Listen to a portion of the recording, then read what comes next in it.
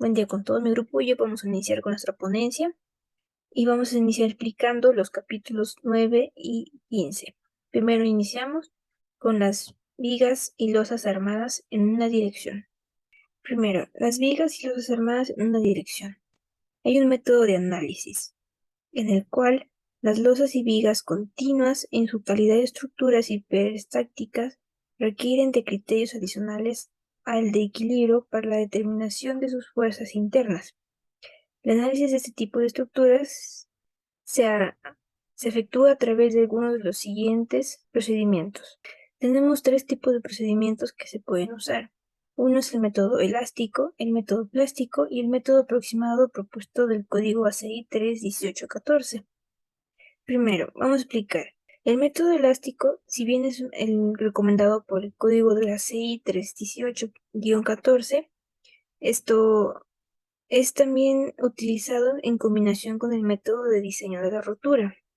Sin embargo, esta recomendación es de algún modo contradictoria, ya que el diseño de rotura asume que tanto concreto como el acero han superado el límite elástico.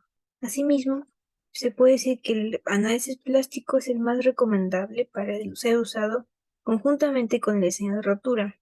Sin embargo, la teoría aún no está lo suficientemente desarrollado como para emplear ese procedimiento con la seguridad suficiente.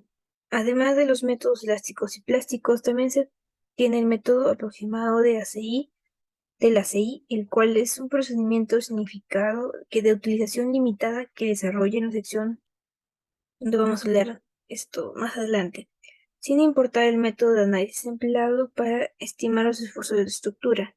No se deben perder de vista que los resultados obtenidos son solo aproximaciones a los esfuerzos reales. Ahora pasamos a explicar el método de cocientes del ACI. Este método es propuesto por el este método es propuesto por el código de la CI 318-14 para así determinar las fuerzas internas de una estructura de concreto armado. Asimismo, tenemos unas limitaciones para poder usar este método. Su primera limitación es que la viga o losa debe contar con dos o más tramos. Los tramos deben tener longitudes casi iguales. La longitud del mayor de los tramos adyacentes no deberá diferir del menor en más del 20%. También las cargas deben ser uniformemente distribuidas. Asimismo, la carga viva no debe ser mayor que el triple de la carga muerta. Y por último, los elementos analizados deben ser prismáticos. Pasamos con los coeficientes de diseño. Para el cálculo de los momentos positivos y la fuerza cortante, Ln es la luz libre del tramo en consideración, y para la determinación de los momentos negativos es el promedio de las luces libres de los tramos adyacentes al apoyo. Este método no permite hacer redistribución de momentos. Ahí podemos ver una tabla, tabla 9.1, donde explica qué valor se le va a poder dar esto al momento, dependiendo si es positivo o negativo. También teniendo consideraciones su condición y su localización. También en la tabla 9.2 podemos ver que según la localización se le va a dar una...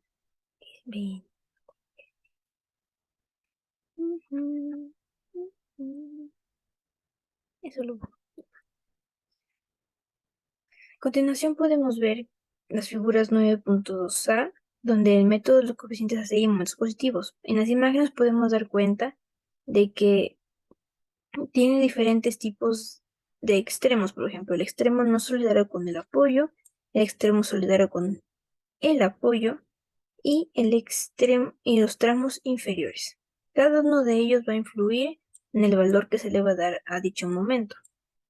También en las siguientes imágenes podemos ver los momentos negativos que tiene una estructura, que también tiene unas consideraciones como que la cara exterior del primer apoyo interior, sea en los dos tramos, le da un valor dividido entre 9. Con la cara del primer apoyo interior, cuando tiene más de dos tramos, ese valor es dividido entre 10. Y con caras interiores se divide entre 11. Con cada interior del apoyo exterior se divide en 24 cuando tiene una viga. Y cuando es una columna, el apoyo interior tiene sus momentos, sería dividido entre 16. Asimismo, podemos ver en la imagen el método de los corrientes de aceite en las fuerzas cortantes, donde se puede ver un tramo exterior y un tramo interior. Cada uno tiene la carga dividida por un coeficiente que en este caso sería 2. Bien. Por consiguiente, tenemos las alternativas de cargas. La carga muerta por su naturaleza tiene una distribución que no varía en el tiempo. Sin embargo, la carga viva es una carga móvil. Estas alternancias de cargas está basado en los criterios presentados previamente el código de la CI que recomienda. Para determinar también el mayor momento negativo sobre un apoyo, se debe considerar que la carga permanente se aplica sobre todo el elemento y la carga viva en los tramos adyacentes al apoyo. Podemos verlo en la figura número 5, que la vamos a presentar a continuación. Para determinar los máximos momentos positivos en el centro de un tramo, se debe considerar que la carga permanente actúa a todo lo largo del miembro y la carga viva en el tramo y los dos tramos alternos vecinos. En las imágenes podemos ver que en la primera, se puede ver la línea de influencia en el momento C, en el B, el momento en C, cuando la carga unitaria actúa sobre 1, y en el C, momentos en C, cuando la carga unitaria actúa sobre 2. Y continuamos con mi compañero. Redistribución de momentos. Se denomina redistribución de esfuerzos a la capacidad de trasladar cargas desde las secciones más esforzadas de una estructura a las secciones menos esforzadas. De modo que una sección sobrecargada no falla si las secciones adyacentes pueden tomar la carga adicional de aquella que recibe. Como se muestra en la figura 9.5, distribución de la sobrecarga para la determinación de los momentos máximos para el diseño. A. Distribución de la sobrecarga para la determinación del mayor momento positivo en los tramos A, B, C, D y F. B. Distribución de la sobrecarga para la determinación del mayor momento positivo en los tramos B, C y D, E. Vigas simplemente apoyadas y vigas continuas. Los criterios para el diseño de vigas es el diseño de las vigas involucradas las siguientes etapas: cálculo del refuerzo longitudinal por el esfuerzo de tracción y compresión, cálculo del refuerzo transversal por fuerza cortante, cálculo del refuerzo transversal por torsión, determinación de los puntos de corte del acero longitudinal y detallado del anclaje de refuerzo, verificación y control de los Exiones. Control de rajadura. Losas armadas en una dirección. Las losas armadas en una dirección se caracterizan porque la relación entre las dimensiones de sus paños es mayor que 2, por lo que el elemento presenta una curvatura de exción más marcada en una dirección, como se aprecia en la figura 9.9. Losas macizas. Las losas macizas unidireccionales son consideradas para el análisis y diseño como vigas de poco peralte y ancho unitario. Refuerzo por contracción y temperatura. En las losas armadas, en una dirección, el refuerzo principal por flexión hace las veces de refuerzo de temperatura en la dirección en la que está colocado. Sin embargo, en la dirección perpendicular es necesario disponer acero exclusivamente con este fin. Aberturas en las losas. Las losas suelen presentar aberturas para pases de ductos, tuberías, etc. A fin de evitar que la resistencia de la losa se vea afectada, se le prevé de refuerzo adicional a su alrededor. Si las aberturas son muy grandes, es necesario colocar vigas a los bordes.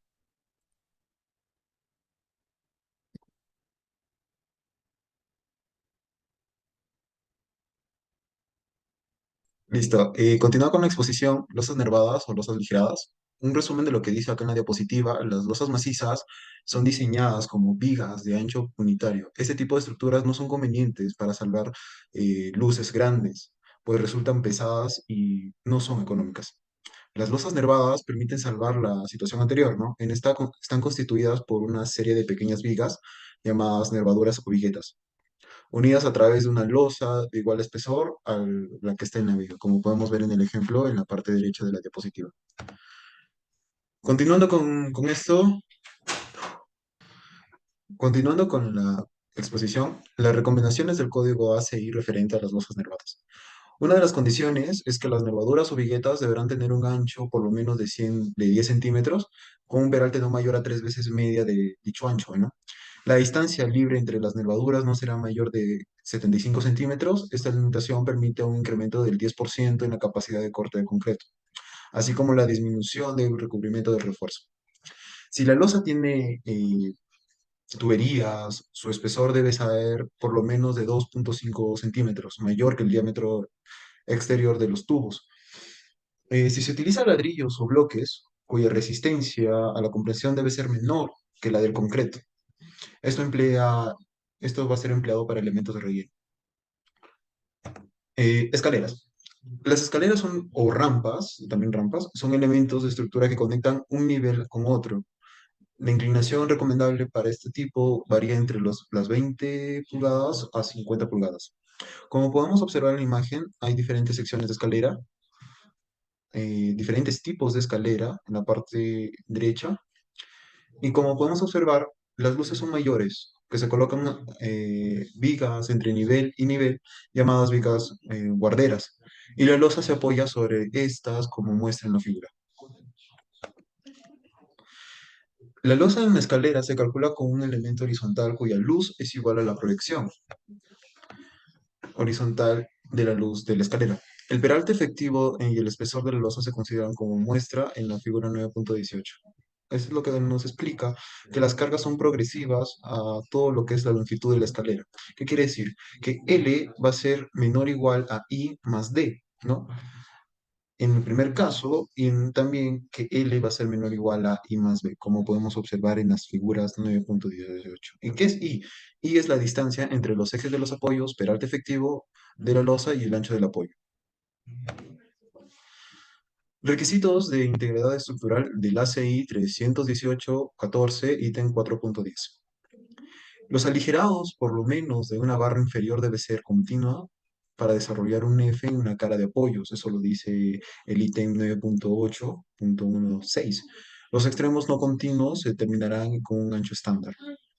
Las vigas en el perímetro y de la estructura tendrán un refuerzo continuo consciente en por lo menos dos barras superiores en un área igual o mayor a un sexto del área de momento negativo, o tracción en el apoyo por lo menos dos barras inferiores con un área igual o mayor a un cuarto del área de fierro. Tracción para un momento positivo. Las vigas no perimetrales, cuando se pongan los estribos indicados, por lo menos dos barras positivas serán continuas o empalmadas cerca de los apoyos con un área igual o mayor a un cuarto del área de filtro de tracción para el momento positivo. Doy paso a al siguiente compañero. Bien, continuando con la exposición, llegamos al capítulo número 15, que es sobre losas armadas en dos direcciones. Estas losas son aquellas que transmiten cargas aplicadas a través de flexión en dos sentidos. Este comportamiento se observa en losas en las cuales la relación entre su mayor y menor dimensión es menor que 2. En un inicio existió mucho desconocimiento del comportamiento real de este tipo de estructuras, que llevó a la creación de patentes para su diseño y construcción por muchos investigadores que pues aportaron conocimientos para lo que hoy en día conocemos. Existen, existen varios tipos de losas armadas. Una de ellas y las más antiguas es las que se estudiaron en el código A663, que son las losas planas apoyadas en vigas, que dan lugar a los sistemas de vigas y losas como se ve acá. En la actualidad se utilizan losas planas sin vigas, losas planas con capiteles, como se ve acá, o ábacos, y las losas nervadas. Todas ellas se usan de acuerdo a su requerimiento. Cuando decimos requerimiento, nos estamos refiriendo a como, por ejemplo, la altura del piso, el espesor de la losa, necesidades de instalaciones, la luz entre apoyos, la magnitud de las cargas vivas y o cargas muertas, entre otros. Las losas planas, este sistema es eficiente y económico cuando actúa bajo cargas de gravedad. Sin embargo, su poca rigidez lo hace inconveniente en regiones de alta sismicidad. Su encofrado es muy económico. Además, se permiten construir en menor tiempo y permitan aprovechar el espacio vertical de cada edificación. Las losas elevadas también existen en dos direcciones. Sobre las columnas de la losa es maciza para evitar el punzonamiento en la estructura. Además, esta estructura permite reducir la carga muerta que sostiene y también cubre mayor cantidad de luz. Su uso es conveniente en tramos de 7.5 a 12 metros. Bien, pasamos a los criterios del dimensionamiento en dos sentidos. Esta sección nos presenta algunas recomendaciones sugeridas por el código ACI 31814 para el dimensionamiento de las losas armadas en dos direcciones. Lo primero que nos muestra es el espesor mínimo de la losa. El código ACI 31814 propone espesores mínimos de losa que sus deflexiones no sean excesivas. Si los cortes son elevados, se debe incrementar el espesor. Esto se presenta en los sistemas de losas de vigas. También nos dice que el espesor mínimo de las losas con vigas entre apoyos es función a AFM, el cual es el igual al promedio de valores de mismo, correspondiente a las vigas que viene del paño. Aquí nos da el parámetro que se determina con la siguiente fórmula, donde SB es igual al módulo de elasticidad del concreto, el SS es el módulo de elasticidad, el LH el momento de inercia, y ES es el momento de inercia en la sección bruta de la losa respecto a su eje. Algunas consideraciones, tenemos que el ACI 318 nos indica que si el espesor es menor que 0.2, la rigidez de la viga es nula, por lo cual no se considera. En este caso, los espesores de la losa determinan usando la tabla 15.1, donde el LN es la luz libre mayor, que lo vemos acá. Acá está las fórmulas, nos dan el esfuerzo de frecuencia de acero, si es con nábacos o sin nábacos, y todo esto para consideraciones. Ahora, también nos dice que si el espesor está comprendido entre 0.2 y 2, el espesor de la losa estará dado por la siguiente expresión, por la siguiente fórmula. Ahora, también nos dice que no será menor que 12.5 centímetros. Si es mayor que 2, el espesor mínimo será por la siguiente fórmula que vemos a continuación, que dice que la luz es por 0.8 por FY sobre 14.000 sobre 26 más 9 beta. Y también nos dice que el espesor de la losa no será en ningún caso menor que 9 centímetros. Doy pase a mi siguiente compañero.